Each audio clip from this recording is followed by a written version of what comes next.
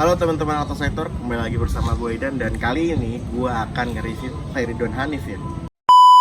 Halo Sohib Autosektor, kembali lagi bersama gue Idan. Dan kali ini gue akan nge-review motor dari pabrikan Kawasaki. Motornya keren. Motornya adalah Kawasaki Z250.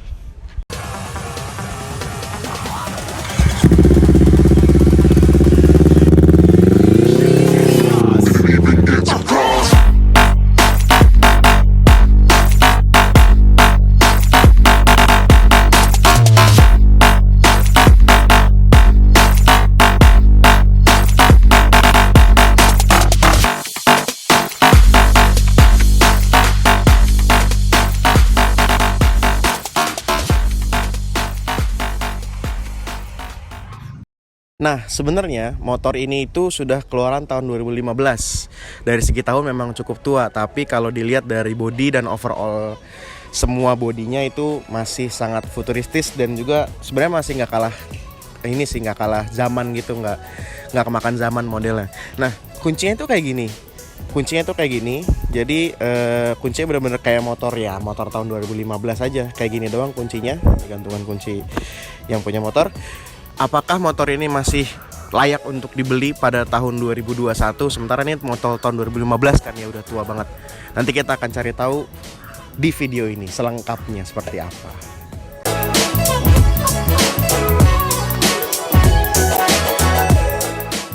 Oke, pertama kita lihat dulu dari sisi depannya. Sisi depannya ini seperti yang tadi gue bilang di awal, ini sebenarnya masih enak dilihat sih, masih nggak ketinggalan zaman. Hanya aja ini karena udah diganti sama yang lebih minimalis, sama yang lebih kecil. Sennya tadinya lebih gede dan ini udah LED. Kebetulan yang aslinya masih halogen, masih bohlam biasa. Terus ini di depan ada penutup kayak semacam fairing gitu, penutup semacam fairing. Nah, lampunya nih, desain lampunya juga masih nggak kalah oke sama yang zaman sekarang punya. Hanya saja sayangnya dia masih bohlam warna kuning. Ya tinggal diganti aja, preferensi sih itu sih. Cuman ini ya dari motor-motor Ninja juga, motor-motor Kawasaki juga yang cc-nya di atas 250. Lampunya kalau lampu biasa itu nyalanya cuma satu, lampu gedenya baru dua. Atau kebalik ya, gue lupa. Kayak gitulah kurang lebih. Nah, terus ini bannya cukup besar nih tapaknya. Dia bannya ini punya teman gue ini Michelin, dan juga ininya terlihat besar. Apa nih namanya, cakramnya desainnya tuh sangat besar juga, dan dia remnya udah punya Nissin, jadi pengereman masih oke lah ya, masih nggak kalah sama motor-motor zaman sekarang juga. Sekarang kita akan bahas soal instrumen clusternya. Nah, instrumen clusternya itu masih ada jarumnya untuk takometernya tentu aja, dan juga ini takometernya sampai 15.000, tapi redline-nya di 13.000, yang mana itu sudah motor-motor yang 2,5 zaman sekarang juga kayak gitu ya, kecuali Z25R adanya dia, itu beda sekali sama yang ini. Apalagi yang bisa dibahas ya, lubang kuncinya seperti biasa motor tahun 2015, dan dia ada di sini ada, coba kita nyalain dulu ya, kita sambil dikontak. Nah, dia itu ada bensinnya di sini. Jadi bensinnya itu di layar, teman-teman. Sama ada jamnya kebetulan pas, tinggal nanti dipas-pasin aja kalau misalnya nggak pas di bengkel Kawasaki. Terus di sini juga ada odometer, ada trip meter juga. Ada trip A, ada trip B, dan ada odometer ya, gitu. Kurang lebih gitu. Terus ini kecepatannya, penunjuk kecepatannya itu ada dua, ada kilometer per hour sama miles per hour. Nah, tinggal ngerubahnya itu tinggal pencet lama yang sebelah sini, nanti dia akan ngubah sendiri ke kilometer per hour. Jadi kadang-kadang ada orang yang pakai ini, kok ini masih 60, udah 60 kok pelan banget ya. Padahal dia 60 mile per hour, yang mana itu artinya sekitar 100 km per jam kurang lebih. Terus kita lari ke bagian stangnya nih. Nah, ini stangnya ini sebenarnya modelnya masih oke banget sih. Maksudnya untuk motor tahun 2015, lagi-lagi ini modelnya masih oke. Ini sama temen gue udah diganti KTC, gas spontan. Dan ini handle remnya masih yang biasa. Hanya aja yang koplingnya dia udah pakai Akosato warna hijau. Sebenarnya gue agak bingung sih sama motor-motor yang punya motor-motor gede kayak gini. Kenapa remnya nggak diganti sekalian gitu? Kenapa cuma kopling doang? Itu pertanyaan gue sebenarnya. Cuman ya udah lah ya.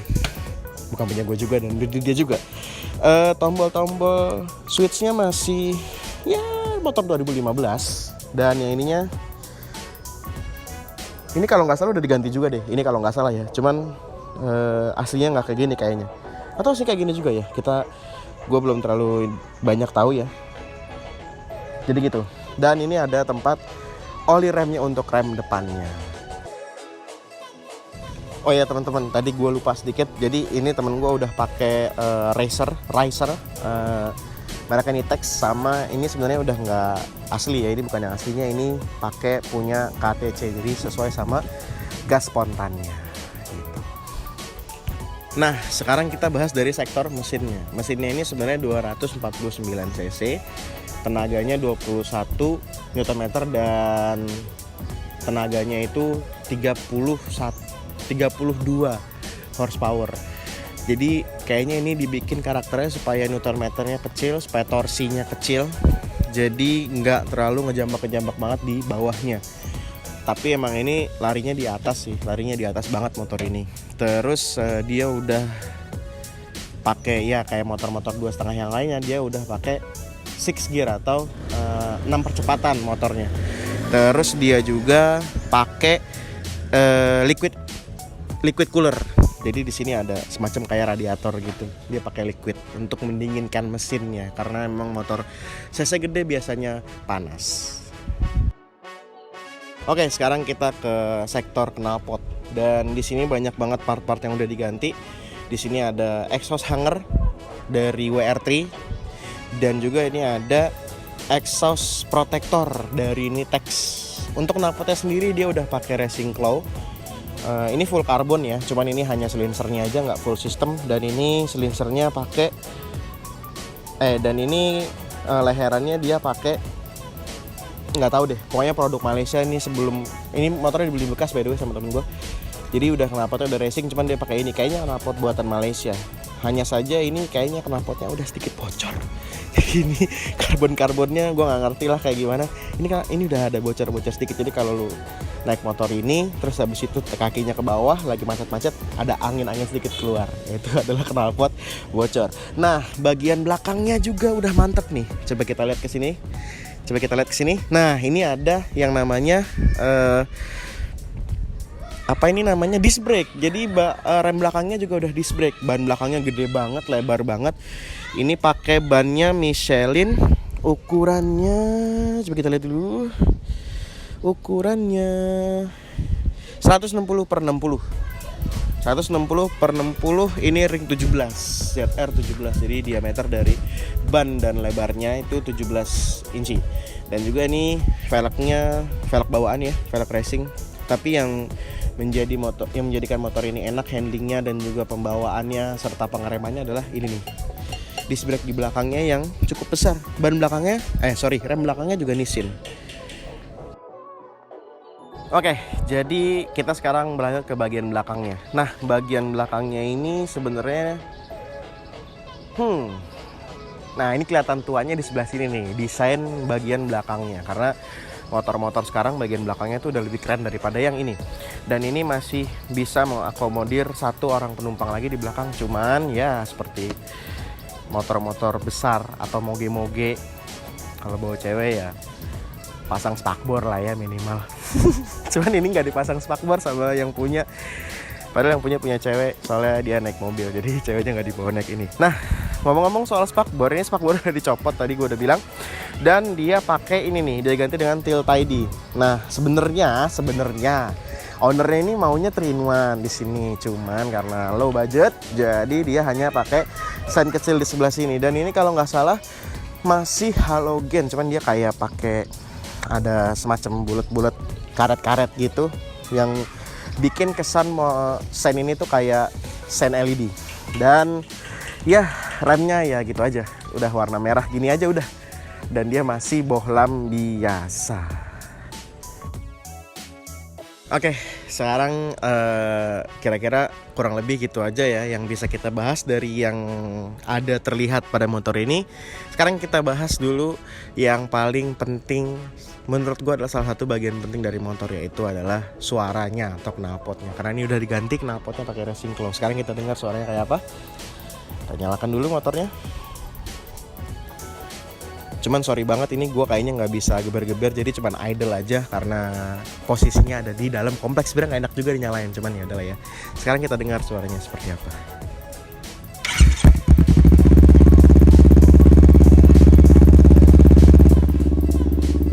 Nah kurang lebih kayak gini suaranya guys teman-teman. Karena lagi dalam kompleks jadi nggak enak, nggak bisa lama-lama, hanya idle aja. Starternya sebenarnya suaranya enak, cuman ya motor-motor tahun segini masih normal-normal aja, tidak ada yang suatu yang mewah. Suara starternya nggak yang, gue kebetulan punya keanehan menikmati suara starter motor atau mobil. Nah itu dia. Jadi ini sebenarnya suara starternya biasa aja. Ya motor tahun 2015 dan belum ada teknologi-teknologi yang full banget, yang futuristis atau yang canggih banget. Jadi ya udah ya normal aja. Oke, sobat auto sektor, mungkin itu aja yang bisa gue bahas dari motor Kawasaki Z250 ini. Secara overall sebenarnya motor ini masih memiliki desain yang nggak kalah sama motor-motor baru. Hanya saja kalau bicara soal teknologi, soal mungkin mesin juga itu agak ketinggalan zaman.